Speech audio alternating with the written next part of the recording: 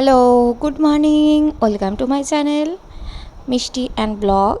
তো আজকে সকাল সকাল ভিডিওটা স্টার্ট করছি আমার ম্যাগি খাওয়া দিয়ে।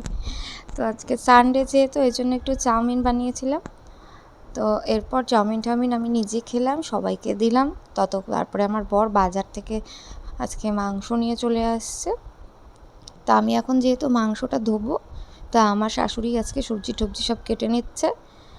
তো আর একটা ব্যাপার হচ্ছে, আজকে কিন্তু তোমরা হয়তো থাম্বনেলটা দেখে বুঝেই গেছো যে আজকে আমি একটা রান্না দেখাবো। তো আমার বর কিন্তু রবিবারে বাড়িতে থাকলে আমার কাজের একটু হেল্পও করে দেয়।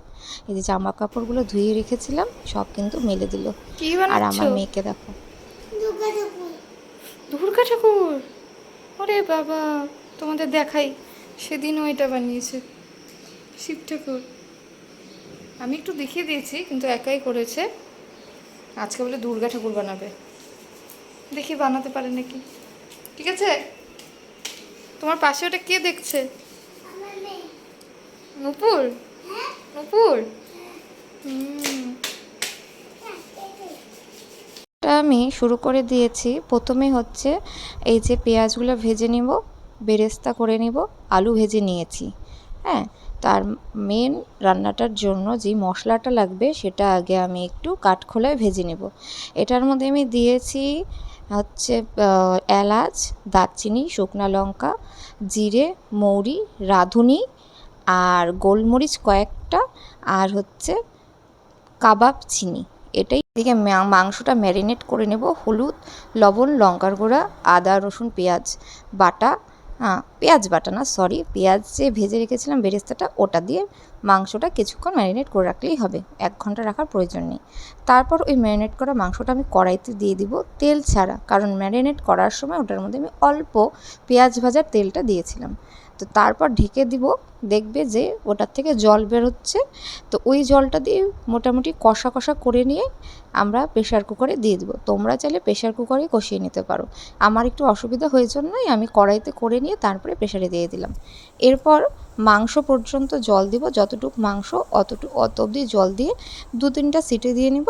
তারপর অন্য আরেকটা কড়াইয়ে আমি তেলের মধ্যে পেঁয়াজ আর ওই যে আদা রসুন পেস্টটা যে ছিল ওটা দিয়ে ভেজে নেব। হ্যাঁ, ভেজে নিয়ে তারপর এই যে প্রেশারের মাংসটা যে ছিল সেটা তুলে তুলে কড়াইয়ের মধ্যে দিয়ে ওটার সাথে সাথে মেখে নেব। এদিকে গরমে আমি অস্থির হয়ে গেছি, তাই একটু বসে রেস্ট করে একটু জল খেয়ে নিলাম। তারপর ওইদিকে দেখো মাংসটা আমার কিন্তু প্রায় কষানো হয়ে গেছে। আর এই যেই মশলাটা করেছিলাম ওটা কিন্তু দিয়ে দিতে লাগবে আর একটু লেবুর রস। তো এইভাবেই আর প্রেশারের জলটা মাঝে মাঝে দিয়ে আমি কষাতে থাকবো, ওইভাবেই কিন্তু সিদ্ধটা হয়ে যাবে। আর আজকে আমার মেয়ে কিন্তু একাই খেয়ে নিয়েছে, আমার একটু সুবিধাই হয়েছে। আর ভাত খাওয়ার পরে আমরা একটু দই খেয়ে নিলাম। এটা গরমে প্রায় প্রতিদিনই খেয়ে থাকি। আর আমার রিং লাইটটা যে ভিডিও করি একদম না নষ্ট হয়ে গেছে, তা আমার বর একটু রিপেয়ার করে দিচ্ছে, দেখি ঠিক হয় নাকি। যদি হয়ে যায় ঠিক, তাহলে বলবো আমার ভাগ্যটা খুবই ভালো। আমার বর আবার এদিক দিয়ে খুব এক্সপার্ট, ইলেকট্রনিক্সের জিনিসপত্র আমাদেরকে আর লোক দিয়ে যারাই করাতে হয় না, ও নিজেই ঠিক করে নেয়।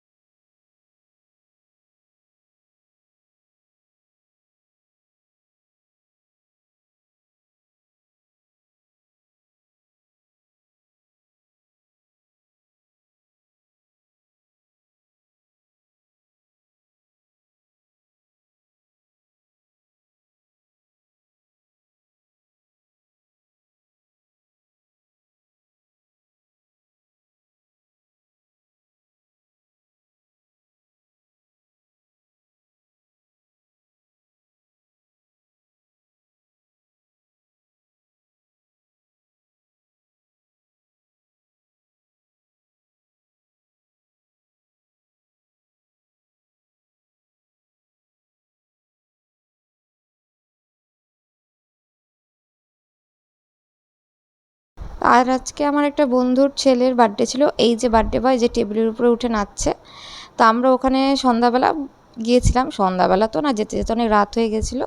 তো ওখানে খাইয়েছিল ফ্রাইড রাইস, মাংস, ডিমের পকোড়া, কেক, পায়েস মিষ্টি অনেক কিছু খাওয়া দাওয়া হয়েছিল। তো কিন্তু সেদিন ওয়েদারটা সন্ধ্যা থেকে খুবই খারাপ হয়ে গেছিলো, তো খাওয়া দাওয়া করে বাড়ি চলে এসেছি ফাইনালি। তো বন্ধুগণ, আজকের মতন ভিডিও আমাদের এখানেই শেষ। সারাদিন আজকে অনেক কিছু দেখিয়ে দিয়েছি। এখন আমার মেয়ে খুব টায়ার্ড হয়ে গেছে, এখন আমি ওকে ঘুম পাড়াবো, কারণ সকালে স্কুল উঠতে হবে ঘুম থেকে।